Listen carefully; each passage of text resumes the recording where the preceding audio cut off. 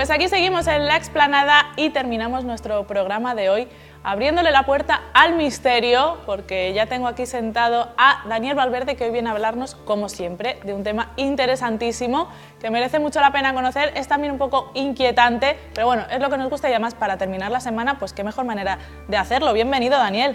Muchas gracias, encantado de estar aquí. Venimos a hablar de misterio. Me encanta que hayas vuelto a nuestro programa. Sí. Después de la ciega experiencia con el directo de Fitur, que parecía que te cortábamos a cada momento. Esto me gusta, porque esto denota fidelidad. Claro, y un poco de inconsciencia también. Todo muy necesario para estar aquí. Exactamente. ¿Hoy de qué vamos a hablar? Bueno, hoy traigo pues, una noticia de actualidad. ¿Ah, que, sí? Sí, una desaparición de un niño. Aquí en España, lamentablemente, hemos vivido hace poco el desenlace de Julen y del Pozo de Totalán, y paralelamente, bueno, una historia que ha acabado mal, lamentablemente, con esos 13 días en los que se ha demorado el rescate, pero casi paralelamente, para que veamos que no todas las historias acaban mal, en Norteamérica, concretamente en el condado de Craven, en Carolina del Norte. ¿De Craven? Sí, en el condado de Craven. En el condado de Craven es un condado con mucho bosque, muy frondoso. Y allí... si lo he hecho como para de West Craven. Claro. No tiene nada que ver. Ya me lees el pensamiento. No tiene nada que ver. Bueno, pues allí la desaparición de un niño de 3 años mantuvo en vilo a FBI, todas las autoridades, voluntarios que... Con el corazón en un puño. Con el corazón en un puño, que es una expresión que nos ha usado ahí vemos nunca escenas de la búsqueda de Casey Lynn Hathaway, este pequeño de 3 años. ¿Hathaway? Sí, Hathaway, que estuvo perdido prácticamente 3 días. Me encanta el entorno porque es como muy... Sí, muy Twin Peaks también, ¿no? Muy Stranger Things. Bueno, pues estuvo perdido por esos parajes. Él estaba jugando en el patio de la bisabuela con un par de niños más. Se despistaron y el niño empezó a caminar bosque adentro. Vaya. Cuando se dieron cuenta, el niño había desaparecido y estuvo la friolera de 2 noches viviendo solitario. ¿A la intemperie, en el bosque? Completamente en ese bosque en el que se alcanzaron temperaturas de hasta -6 grados centígrados. Rachas de viento, niebla, unas condiciones atmosféricas y climatológicas extremas que incluso obligaron a la policía a hacer una criba entre los voluntarios debido a que no todo el mundo podía soportar las condiciones. Bueno, después de esos prácticamente 3 días de búsqueda incesante, con drones, con helicópteros, un despliegue sin precedentes, incluso la Marina estuvo también implicada en la búsqueda de este niño. Por fin los drones sirven para algo útil. Y al final, ni drones ni helicóptero, fue uno de estos, un policía que, buscando por allí, por los bosques. Hay que imaginar que el condado de Craven, como digo, es un condado de bosques muy frondosos. Al final oyó cómo el niño llamaba a su madre. Al escucharlo, al niño llamar a su madre, se introdujeron unos 40 metros bosque adentro, imagínate, y allí lo encontraron pues prácticamente rodeado entre un zarzal, entre espinas, muy arañado. Pobrecito. Se había quedado allí como enredado con un arbusto espinoso, ¿no? Bueno, como ves, lo pudieron rescatar, lo llevaron al hospital.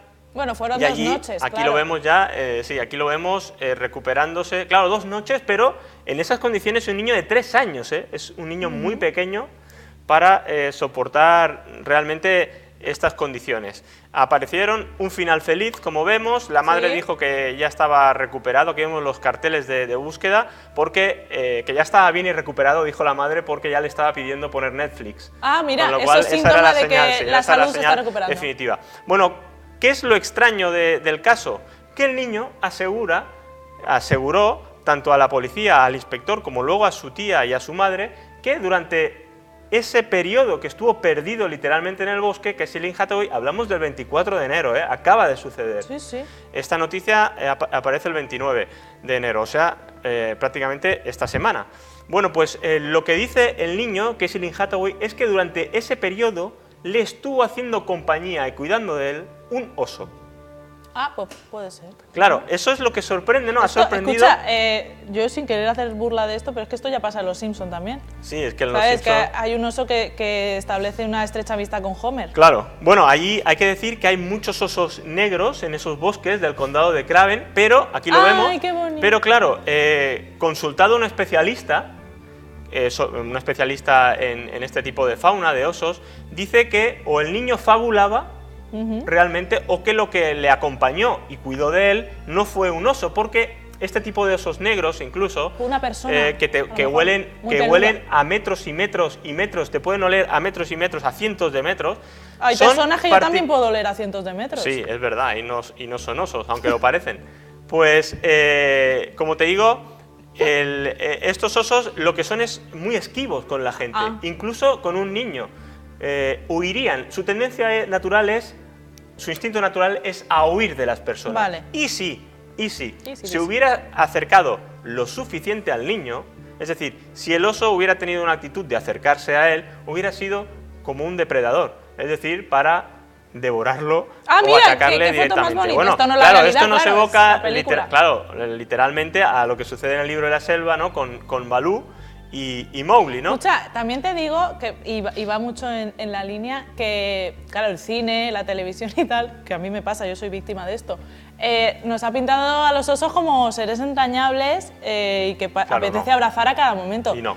Pero en realidad son bastante voraces, cuando no agresivos también. Hombre, o sea que yo no sé si veis un oso, que esto puede pasar en la vida, no intentéis abrazarle. No. ¿Sabes? De hecho, que igual te mata. De hecho, el especialista que se le consulta, ¿no? Diversos periódicos y publicaciones de allí, lo primero que dice es que mucho ojo con esto, que nadie se atreva a perseguir a un oso, los seres entrañables, o acercarse a un oso, porque no, son animales salvajes con instintos muy brutales. Bueno, acuérdate que el rey emérito tuvo un altercado con un oso. Sí. ¿Te acuerdas de este episodio? Y ya nos quería decir que los osos pues, no eran precisamente amigos. No lo son, no lo son.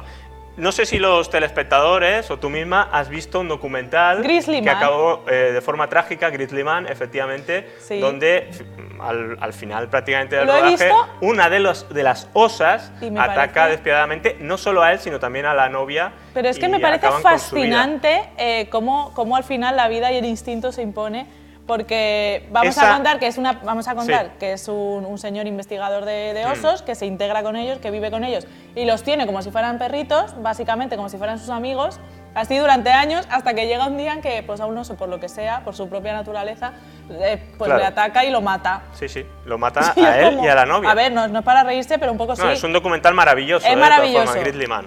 Pero, claro, ahí te quiere decir que, oye, que son animales, que has estado ahí durante muchos años queriendo ser su amigo y luego pues te han matado porque es su naturaleza. Exactamente. Por lo tanto, muchos han creído, y aquí es donde viene la parte pues, que a mí me fascina y la parte apasionante, que muchos han sospechado que en lugar de un oso, a lo que puede haberse referido este pequeño niño es Casey, a un Bigfoot, a un Sasquatch, porque en Norte Carolina, aquí vemos a una de estas supuestas imágenes, en Carolina del Norte también es uno Carolina me gusta mucho. Carolina del Norte es uno también de los hábitats de este aquí hemos empezado ya a Aquí vemos en amarillo donde han habido avistamientos de Bigfoots.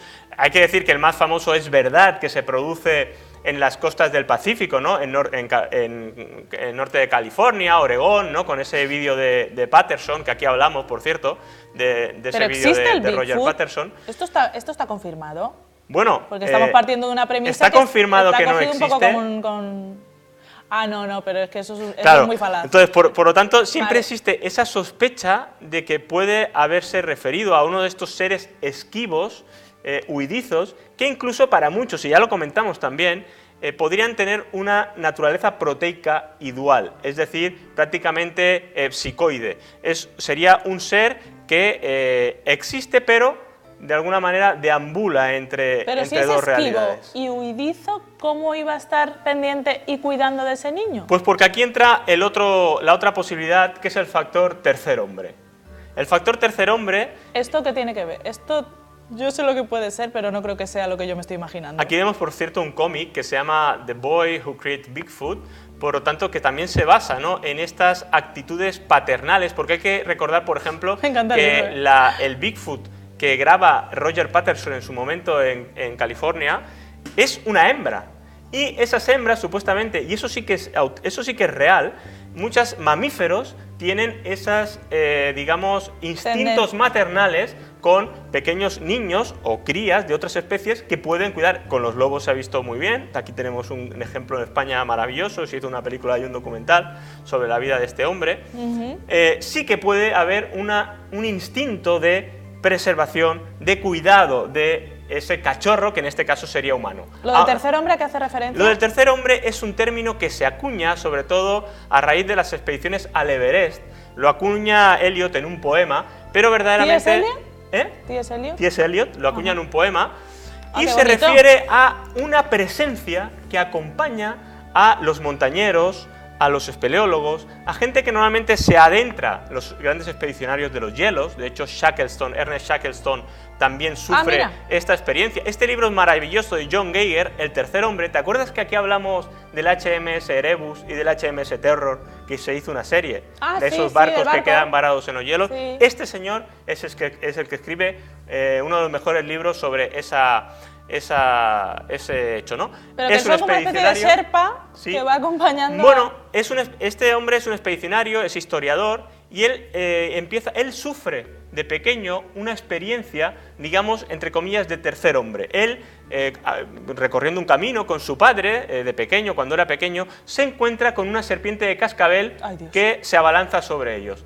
En un momento dado, él describe que él tiene un desdoblamiento, se ve ve desde fuera la escena, de alguna manera sobrelleva mejor esa sensación de peligro, porque es como un espectador que está contemplando la escena, es el yo sin ser yo, y su padre, prácticamente de forma instintiva, lo salva, lo aparta a la serpiente, y él vuelve inmediatamente al cuerpo, a esa visión de primera persona. Claro, que hay como una despersonalización perfectamente explicable desde la psicología. No está del todo claro, fíjate, no está del todo claro, porque veremos que hay situaciones en las del tercer hombre. Vamos a ver, lo acabo de explicar.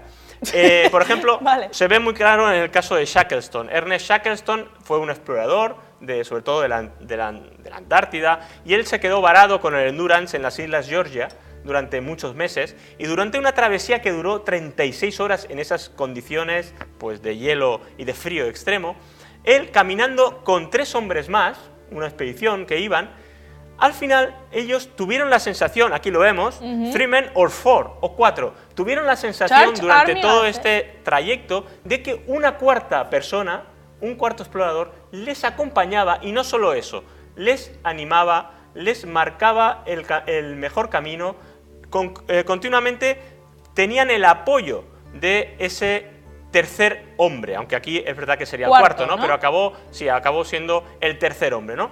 Ese hombre, esa presencia que ayuda a montañeros, a alpinistas, a espeleólogos, a gente que normalmente en ambientes aislados y en situaciones críticas, donde se teme por su supervivencia, sienten la presencia de este tercer hombre, de una presencia prácticamente fantasmal, pero que a la vez es capaz de ayudarles, les ayuda, les reconforta. Claro, pero eso puede ser una proyección de sus propios deseos o necesidades. El problema puede ser hay muchas explicaciones, hay muchas teorías que intentan explicar este fenómeno, ¿no? Como, digamos, una intercesión de un lóbulo. ángel de la guarda, ¿no? Sí, no deja de ser el ángel de la guarda. Se explica, hay algunos que intentan explicarlo por una intercesión de un lóbulo creativo sobre el otro lóbulo cerebral, habla también, por ejemplo, John Geiger del interruptor del ángel, ahora que has mencionado eso, se conoce así. Llega un momento en que cuando se dan una serie de circunstancias donde tú, sobre todo en un ambiente aislado, donde además tienes pocos estímulos sensoriales, donde ves que tu vida peligra, donde hay un temor, un pánico inminente, se acciona ese interruptor del ángel. Y él, de hecho, escribe un libro que se llama El efecto del ángel, donde aparece una serie, sobre todo una presencia que te reconforta, que te protege, que te ayuda. Y bueno, curiosamente, él siempre creó, John Geiger, que estos terceros hombres, ¿no? Estas presencias, siempre se daban, como hemos dicho, pues en situaciones extremas, ¿no? Ya sea en expediciones a los hielos, alpinistas. Se podría explicar, e incluso él dice, bueno, claro, se puede explicar también por una serie de condicionantes físicos del ambiente, ¿no? O del propio organismo, sensación de hipoxia de las altitudes elevadas, pero él se da cuenta que no solo ocurre en estas situaciones extremas, que se dan casos de estos interruptores de ángel, de estos terceros hombres, en niños, en otras situaciones, en personas que no están viviendo una de estas situaciones extremas.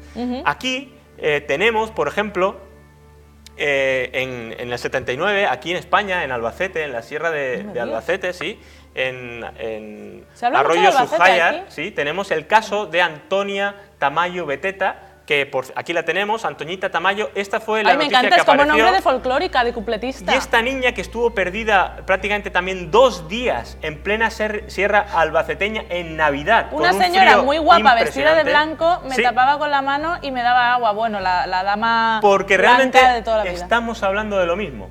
Damas blancas protectoras que aparecen, en este caso también, efectivamente, en una situación límite, ¿no? En una situación de extrema supervivencia, ¿no? a la que están abocados, por ejemplo, estos infantes. En Rojales, sí, aquí al lado, mucho más cerca, tenemos una historia de otra dama blanca que se cuenta la historia que a principios del siglo XX un psicópata arroja a una niña, resumiendo, arroja a una niña a un pozo y empieza a tirarle piedras para matarla. Sí, sí.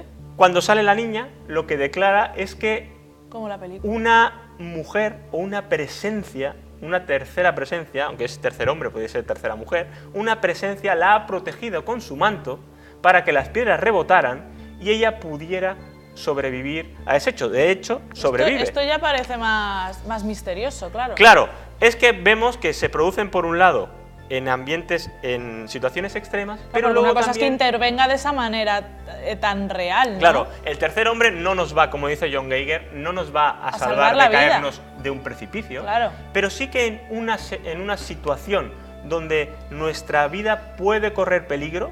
De hecho, es muy curioso porque el tercer hombre desaparece antes de la visión de la persona, desaparece antes de que esté a salvo. Es decir, como que de alguna manera intuye que ya ha encarrilado la situación. Él te deja ahí y ya te apañas. Y desaparece porque ya sabe de alguna manera. Su labor ya está hecha. Que sí, y que de alguna manera pues ha contribuido a que pueda sobrevivir o a que tenga la historia un final feliz. Puede ser que el tercer hombre lleve a su vez un protector, o sea, ya sería como el tercer hombre llevaría un cuarto hombre y el cuarto un quinto, ¿sabes? Y así como una sucesión infinita de protectores. Bueno, aquí hay muchas especulaciones. Es verdad que, como dices, puede deberse a un proceso pues de protección, ¿no? de nuestra propia integridad emocional, que se active ese interruptor de ángel, que sea algo que se origina, que tenga el alfa y omega en nuestra mente, en nuestra psique, ¿no? Pero no está del todo claro. De hecho, fíjate, todos nos acordamos del 11 de septiembre, el funesto episodio de las Torres Gemelas.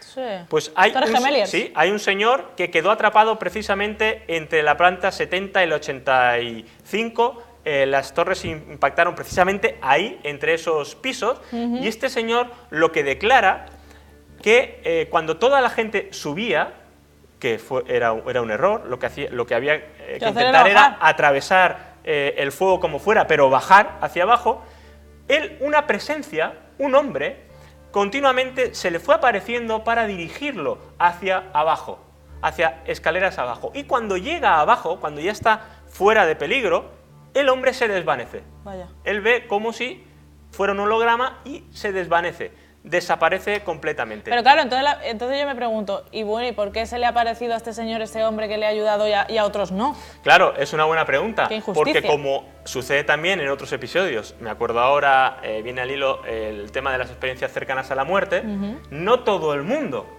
experimenta eso, ni todo el mundo cuenta eso. Claro. Pero sí que hay testimonios. Una de las preguntas efectivamente cruciales sería por qué sucede en algunos casos y algunas personas, quizá porque son más receptivas, no lo sabemos, y por qué Vaya. no sucede en todos los casos, ¿no?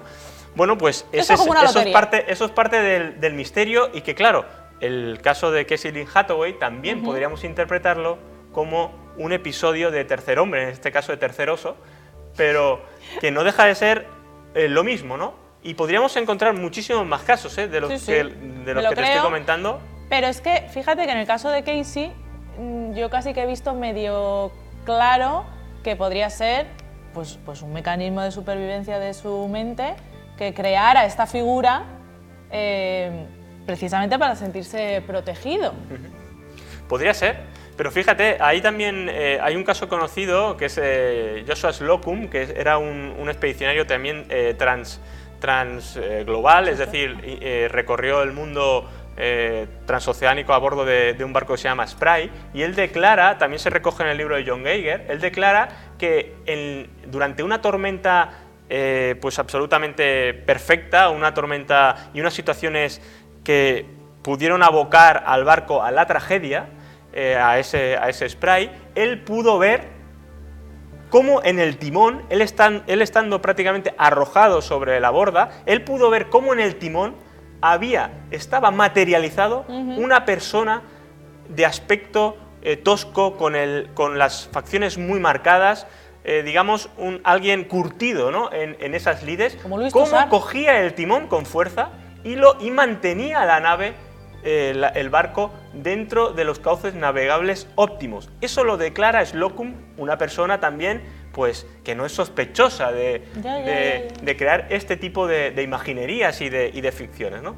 Por lo tanto, es un caso y un libro que yo recomiendo, el libro El Tercer Hombre, de John Geiger, porque se profundiza en muchos de estos casos que desde luego dan que pensar. Desde luego. Y, oye, hombre, pues yo espero que si me veo en una situación así, tenga yo también mi tercer hombre, o uno, yo prefiero un oso, que mi tercer oso, ¿sabes? Hombre, que si no... Pues hombre, entenderíamos que además sería reconfortante, ¿no?, para la persona, porque siempre nos imaginamos tragedias y agonías que se sufren en solitario, y quizás de esta manera, con esas presencias, esos que además se asumen como una presencia y una existencia real, de algo real, es decir, la persona no lo vive como si estuviera asistiendo a una proyección, a un holograma, lo vive como algo real, puramente real. Esto de alguna manera reconforta, ¿no?, tanto a enfermos como a personas que han acabado su vida pues en sitios y en lugares inhóspitos, bastante hostiles, claro. Inexpugnables. Pues desde luego que es interesante. Vamos a dejar a nuestros espectadores con esa recomendación literaria, El Tercer Hombre. Muchas gracias, Daniel. Muchas gracias por haber venido a la explanada. Nosotros nos hemos quedado sin tiempo. Volveremos la semana que viene, el lunes, a eso de las 7:30 de la tarde. Estaremos aquí en Alacantí Televisión. Así que disfrutad de lo que queda por disfrutar el fin de semana, y el lunes volvemos a vernos.